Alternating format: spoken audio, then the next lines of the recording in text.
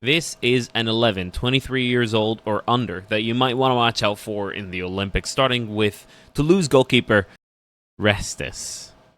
I don't know how to pronounce the first name, but I do know him because he played for Toulouse against Liverpool in a 3-2 win last season in the Europa League.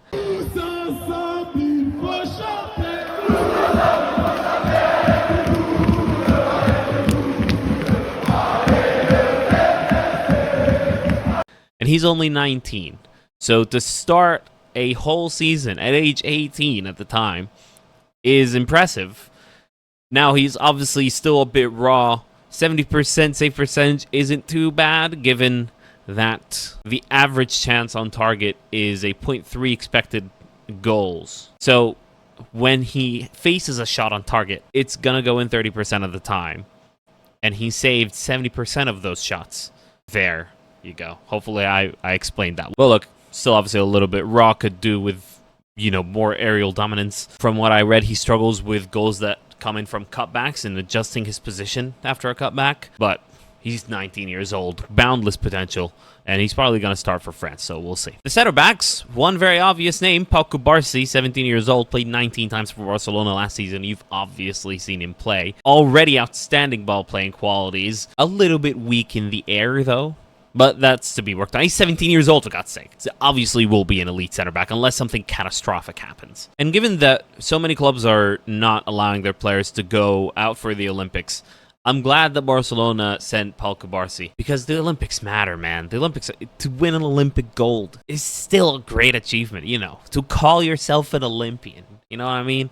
It's being looked down on, I think, a little bit too much. The other center back is from Uzbekistan because he plays for Lens. That intrigued me. His name is Abdulkadir Husanov. Still only 20, already has Ligue 1 experience and Champions League experience. Made 11 appearances for Lens in a 7th place finish and played 2 times in the Champions League, including 1 against Arsenal.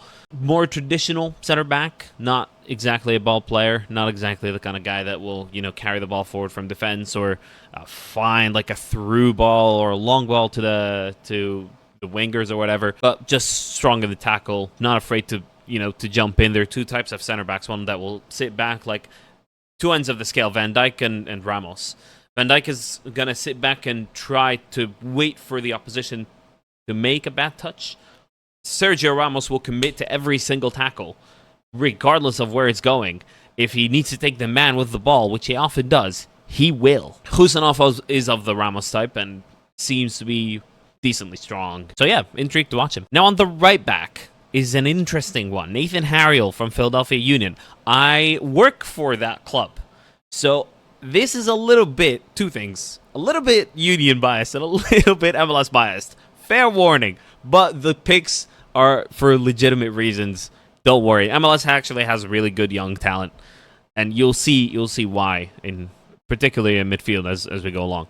But Harriel has had really strong competition for the right back spot with the other right back in the squad, Olivier Mbaizo. Last season, they pretty much split the minutes between them, but this season, he already has more minutes than last season. That's because the Union have had a catastrophic season, first of all, because we have a really thin squad. We haven't spent on any players at all over the past few years. We've started to do that. We've recently just bought a striker. As we record, he might make his debut today. But anyway, that meant because MLS plays through internationals, we've lost center backs, we've lost left backs. We only have 1 left back in the squad. We've lost players in very many positions, which meant that Harriel was one of the guys that was utilized all across the defense. He's played right back, center back, and left back. And not to a terrible degree. His aerial win rate is an impressive 63% for a 5'10". He is bouncy. He's a bouncy boy. He will outjump 6'4" defenders at times. Scored a couple of headers in his time at the Union, but already has 4 assists this season. Looks very promising as a traditional right back that can also play across the back 4. I wouldn't say he's like a top 5 league winning player or anything, but might get a transfer one day to one of those lower level top 5 division sides, or like a very high level 2nd division in Europe, like a championship or Bundesliga 2, let's say. But yeah, look out for him. I would say. Left back is Malvin Bard. Now, Malvin Bard is 22 years old, but I've included him because COVID days, he was linked to Bayern and was seen as like one of the top left back talents worldwide. Doesn't seem to have fulfilled that potential yet. So I'm intrigued. Now, this guy's all about carries. He will carry the ball. This is an underrated aspect of a player. Let's say Luis Diaz at Liverpool, when it comes to a winger of that type. There are very few players in the world that will just carry the ball back to front as well as Luis Diaz has.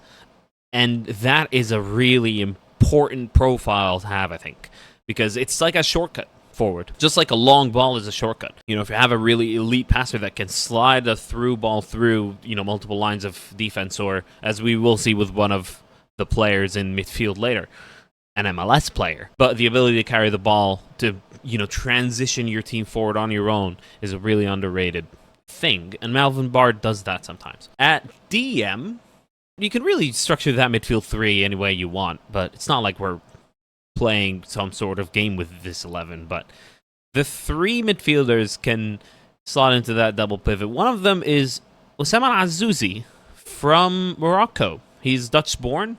Plays for Bologna. It's a bit of a squad player there. 23 years old. Now, why he's interesting is, at 21, he was playing in the second division in the Netherlands, won the second division, and then went to Union Saint-Gilloise in Belgium, only played under 690s, and then Bologna saw enough in him to buy him.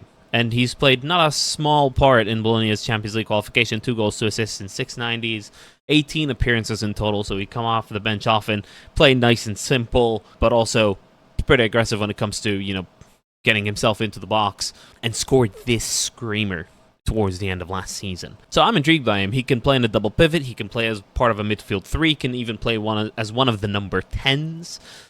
Like Bologna played in a 4-1-4-1 sometimes, he would play as one of those two 10s behind Zexi. So interesting player, and I'm intrigued to watch him a little bit more. The two other midfielders are MLS. Sorry. One of them is Benjamin Kremaski. Now, last year, when Messi and Tata Martino, importantly, arrived at Inter Miami, this guy broke out. He was probably the second best player in Miami, just after Messi. Absolute breakout star of MLS last year, particularly from the summer onwards. Now, he's not like an elite passer of the ball. He's not the playmaker type that will just unlock defenses, but he's an engine. He will get himself in the box. He'll track back and tackle.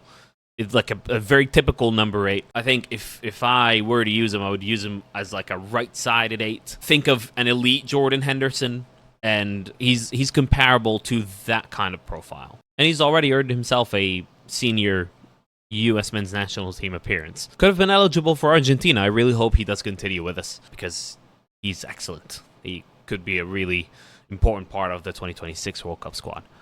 Now, next to him, potentially, is Jack McGlynn, my favorite Philadelphia Union player. Now, whether or not he can do it at a bit of a higher level than MLS, especially physically, that is to be seen.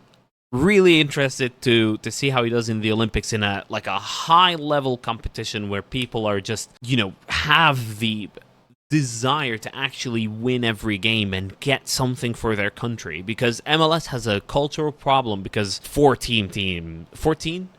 18 teams make the playoffs. Losing doesn't really matter because the squad value is just going to keep increasing. Let's face it, teams don't play to their fullest potential every single game. That's the level of competition in MLS. This is the reality as I see it, and I go to lots of Union games. I work there on a game-to-game basis, and I have done for this my 3rd season now, and I see it. I see the difference in level of just competition and kind of desire, really. So that worries me about Jack McGlynn. He's 21. Obviously still lots of time to develop himself, but already elite vision, frighteningly accurate level of passing quality and weight of pass. Every single time he steps on the pitch, he's the best playmaker on the pitch, except if it was against like a Messi. You know, let's set Messi aside here. Jack McGlynn is one of the best players in MLS. Also, don't be fooled by his completion percentage, because every time he gets the ball, the Union rely on him in transition to find a pass that will transition the team into an attacking phase. So his passing is very adventurous most of the time. Even his simplest passes are like a slide rule pass. Is that what it's called? Like a through ball to Kai Wagner, the left back, or something along those lines, right? He always tries to find the most unpredictable and the most adventurous, but the most progressive pass he can. And then I've put 2 attacking midfielders behind the striker, so it's like a 4-3-2-1, shall we say? The first of them is Julio Enciso. You've heard of him, probably. Plays for Brighton. Going to be his 3rd season this season. But I would say that so last season, or 2 seasons ago, was stronger than last season. For Brighton generally, but for Julio Enciso as part of that. But the Olympics might be a higher level of competition than he is. He already plays for the Paraguay senior team, of course. Obviously, boundless potential, but I'm interested to watch him in this Olympics just because I'm wondering whether he can get back to the level of the 22-23 season. And the Olympics might be a good starting point for that to get back on track, shall we say. He hasn't played a lot of minutes last season either, but I'm wondering if it's time for him to actually get himself in the starting 11 for Brighton. Is this the season that he finally breaks out as one of the headline young players in the Premier League? I think he has that potential. Apparently he has just under 5 shots per 90. That's insane. It's a lot of shots. I don't know if that's a bit of a glitch in the FB ref metrics or whatever, but it's 5 shots per 90 in the 99th percentile versus attacking midfielders and wingers. Crazy. Now the next one is a player that I'm afraid has been trapped by the MLS cultural problem. Thiago Almada. Once a future, star in the eyes of Football Manager, but now he's 23, so he contributed 27 of the 66 goals that he scored last season, 11 goals and 16 assists. He would take a free kick on from 35 yards and place the top corner. It's crazy to watch him. It feels like he plays a different sport sometimes to the players that he plays with in said MLS game. He could have a goal of the season compilation on his own. And he's been one of the MLS's best players for 3 seasons now, but I would like to see him get to a higher level than this. Now, he's been transferred to Botafogo for an Atlanta United club record fee. Botafogo is owned by Eagle Football Holdings, who also own Crystal Palace and Lyon. So maybe the idea there is to use Botafogo as a stepping stone towards going to Europe, which I really hope he does, because he's 23 now, and once before he went to Atlanta United was, had the sort of potential you would have expected him to be in Europe by now, but we'll see. Late bloomers exist, it's fine. And the striker, all 6'4", of Samu Omarodian, by far the tallest player in this group. Yeah, he's actually really quick and has a really good touch for a 6'4" striker. Can dribble a bit as well. Not the best finisher in the world, but he scores a good enough variety of goals.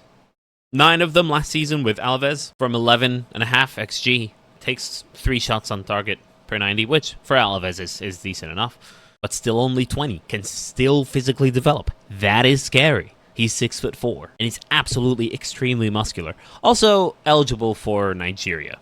So he could be yet another one of those Nigerian strikers that just keep spawning from absolutely everywhere in recent years. But hey, about 11 XG on the season, last season with Alves is encouraging, to basically get yourself 0.3 XG every game. That's basically a big chance every game.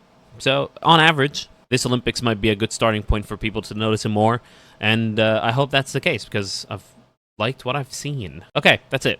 That's 11. I know I've missed obvious people based on my MLS bias in selection and based on the fact that I work for the union, so Nathan Harriel and Jack McGlynn had to be included. But yeah, let me know in the comments if you have any more name suggestions that I should be on the lookout for, because I will be watching the Olympics. A lot of football happening now. I think next week, so the Olympics start Wednesday. The championship starts the weekend after. It's coming to CBS. There's going to be a lot more coverage of the championship, hopefully. Got things cooking here. And then the Premier League starts soon after. It's an exciting time, so subscribe to the channel. Yes. All right. Leave a like on the video on your way out, and let me know who else you might include in your players to watch in this Olympics. Men or women. Go for it. I did the men because I follow men's football more, and they're the under 23, so it's a good starting point for scouting. Do you remember Leandro Damião? He had a good Olympics in 2012 and then did nothing of note. They didn't go to... Oh, well, no, that's harsh. He had a decent career, but not in Europe, so kind of a letdown, you know.